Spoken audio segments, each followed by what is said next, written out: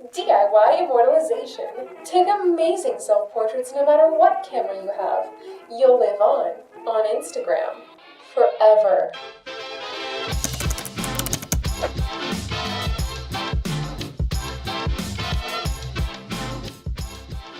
Hello, my lovely internet friends. Welcome to a new video. We've all been there. Sometimes you need new Instagram content, but you just can't leave the house. Or maybe you don't want to. Right now, when I'm making this video, most of us are stuck at home because of the COVID-19 pandemic. So in this video, I'm going to show you that you don't need to be in front of the coolest mural ever or a gigantic waterfall in order to have a good picture for Instagram. I'll show you how to get good photos no matter what camera you have. I'm going to share some of my most important tips for planning, setting up, lighting, and composing good at-home self-portraits. I'll be showing you how I do 3 different self-portraits, one on my cell phone, one on my point and shoot, and one on a DSLR so that you get a good, well-rounded education. There might be some camera-specific tips throughout this, but for the most part, everything that I'm showing you is going to be helpful throughout the whole video, regardless of what kind of camera you're using, so be sure to stay tuned throughout the video. So grab a notebook just in case inspiration strikes while you're watching this video, and let's get right into it. Planning is a very important aspect of self-portrait photography. However, that doesn't mean it has to be difficult or time-consuming. How long the planning process takes depends on the type of photo you want to make. Hey, that rhymed! My next video will be how to write incredible poetry. Anyways, because my personal selfie style is rather vain, which means I'm just trying to capture a nice aesthetic rather than tell a story, my planning process consists of 2 things: choosing my outfit and hairstyle, and choosing where I'm going to shoot and any props I might use. Sometimes the only planning I did was thinking, my hair and makeup looks f***ing bomb. I should take a selfie. In these moments, I'll often reach for my cell phone. Unless you're very experienced with a more robust camera like a DSLR, a cell phone is often going to be the fastest camera to use. Although you need to make decisions on composition and lighting before you set up your shot, I first want to show you that there are endless ways you can set up your camera, because this will help you in thinking about your composition and your lighting, because you'll be able to picture where you can set your camera up in order to capture those things. So, if you don't have a tripod, you just need to get creative using random objects around your house. I've put my phone in a cup, on a duffel bag, like in this photo I took alone in my hotel room, between a stack of books. Really, you can make anything work. If you have the money to spare, I recommend buying a GorillaPod. These are great for selfies and vlogging. Mine came with a cell phone attachment. Once your camera is set up, you'll either need to use self-timer mode, which can be found in your camera's settings, or a remote shutter. This Bluetooth one I use came with my ring light, however you can find similar ones online. For now, I'm going to use the self-timer mode. So I just turn on self-timer, push the shutter button, and then my camera will start counting down from 10 seconds, so I just run into place and wait for it to snap the photo.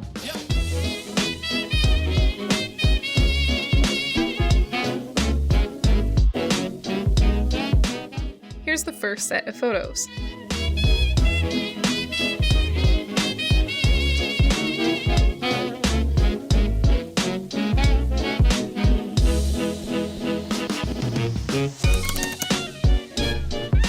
If there is one thing I want you to walk away from this video with a better understanding of, it is lighting. Lighting is absolutely everything to a good photo. Photography is, at its core, capturing light. So, I'm going to oversimplify things to keep this video short. So let's say there are 4 types of lighting for you to choose from. 1. Soft and diffused. 2. Harsh and direct. 3. Silhouette or backlit.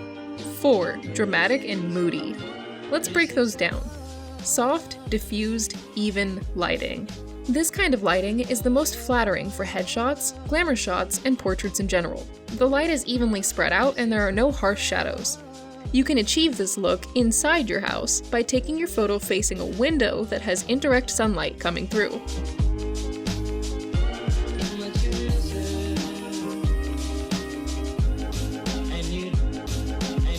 2. Harsh, direct sunlight. This is a popular lighting style among makeup artists and influencers. However, it can be really unforgiving if you have any textures that you don't want to emphasize. If you're not lucky enough to live in an area with a lot of sun, you can recreate this look with a very bright lamp with the shade removed, or use a flashlight to light your face.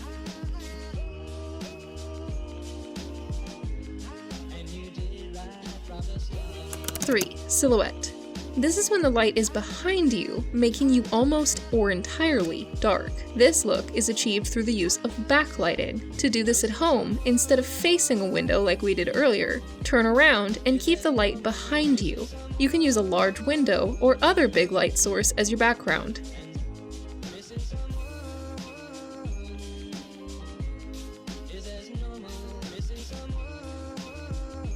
4. Dramatic or moody lighting. This look creates a lot of shadows and contrast. You'll need a bright source of light and to keep it at an angle, so it's not perfectly in front of or behind you. This can emphasize the texture of clothing or shapes on your face.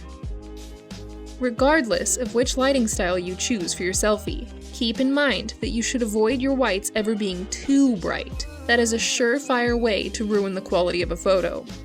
Most cell phones have an exposure slider so you can make the picture brighter or darker. From now on, you should start looking around your house and paying attention to what the light is doing. Learning to really see light is one of the best ways to improve your photography. Finally, let's talk about composition. The composition is how the objects in the photo are placed within the frame. There are some basic rules for photography, but rules are made to be broken. If you find rules to be a helpful framework to get you started, here are a few. 1. The rule of thirds. Have you ever noticed the grid option on your camera? Try turning it on. An obvious way to frame your photo is with your subject in the center, but by positioning your subject on one of these points where the grid lines intersect, you create visual interest. 2. Think about how the objects in the photo interact with each other. Is there a pole or a line sticking out of your head? Move that object so it doesn't happen, or move your head until the object moves from behind you.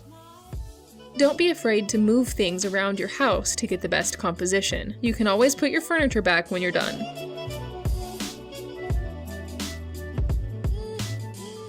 Try playing with framing. Use something in the foreground to frame yourself behind it, maybe like a plant or something. Just like you're going to start doing with lighting, start looking around your house to see what would make a good location to shoot for an interesting composition.